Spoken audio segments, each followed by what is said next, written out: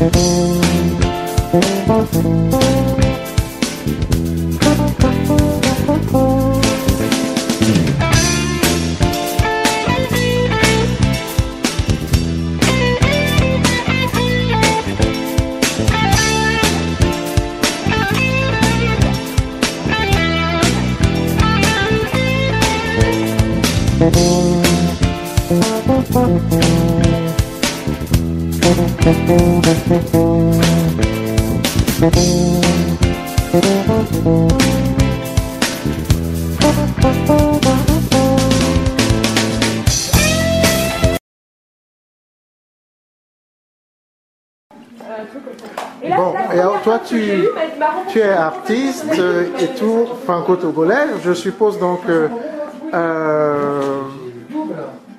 le Togo te rend hommage à ton travail aussi. Oui, le Togo, qui est effectivement ma terre natale, me poursuit justement parce que je le porte, mais en même temps j'aspire à digérer tout ce que je trouve autour de moi, toutes mes connaissances, mes rencontres.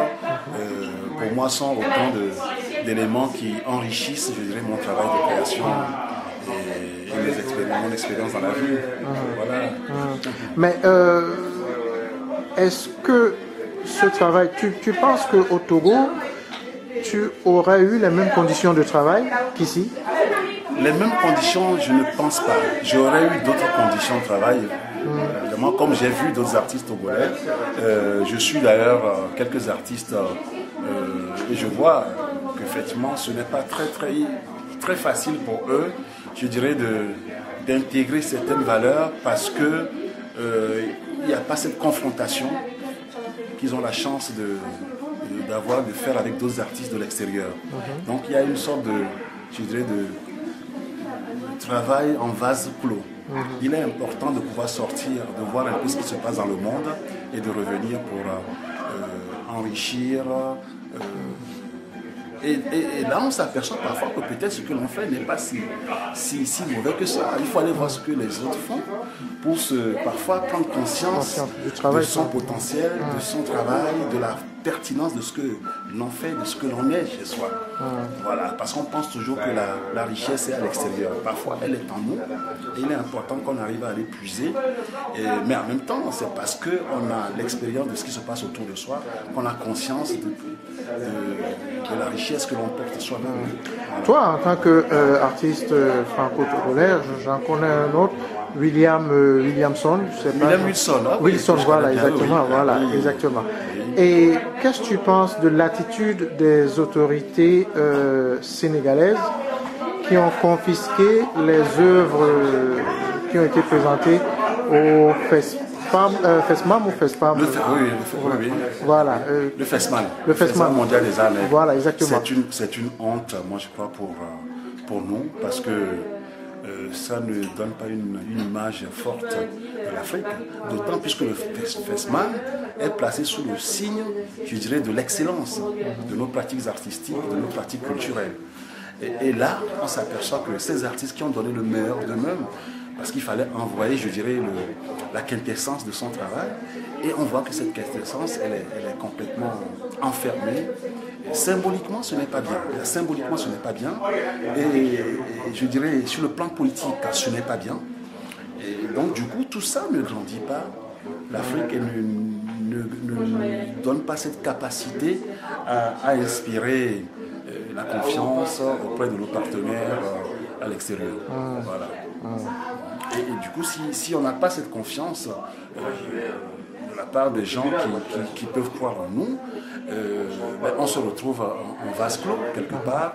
Et malheureusement, quand on est en vase clos et qu'on n'est pas en relation pertinente, on ne peut pas se projeter.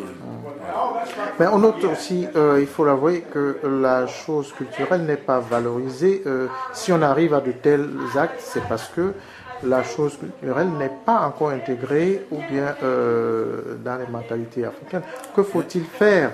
Que faut-il faire pour que l'on comprenne enfin que la culture, c'est quelque chose de respectable, Oui, oui. et que l'on devrait ne pas avoir ce genre d'attitude. Moi, je dirais c'est la question de la pédagogie. La chose culturelle, il me semble, est intégrée. Le seul problème, c'est la question de la pédagogie, de la façon dont on appréhende la question culturelle. De quelle culture s'agit-il et comment est-ce qu'on la valorise? Comment on fait en sorte que cette culture ait le même poids, porte le continent et qu'on puisse articuler la culture et le développement chez nous. Je pense que c'est la question de la pédagogie qui est posée plutôt que la question de la culture en elle-même. Parce qu'aujourd'hui, la culture peut être effectivement un levier très important pour le développement, un levier très important sur l'aspect économique et un levier très important pour élever nos pratiques sociales. Voilà. Donc, quelque part, nos autorités feraient bien de s'inspirer et de voir un peu comment d'autres ont fait, que ce soit la Chine, le Japon, l'Inde, le Brésil. Moi, je vois comment, effectivement, ces gens-là sont en train d'agglomérer les énergies autour, je dirais, des cultures, des arts, et qui portent ces peuples-là, finalement, au devant de la scène mondiale.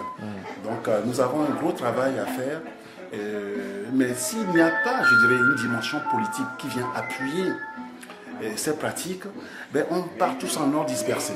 Il faut des politiques qui cadrent et qui donnent, je dirais, de l'importance, la force aux choses pour qu'il y ait une pertinence réelle dans l'engagement de tout un chacun d'entre nous.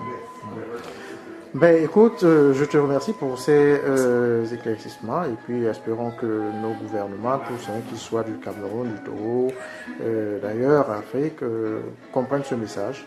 Merci. Merci.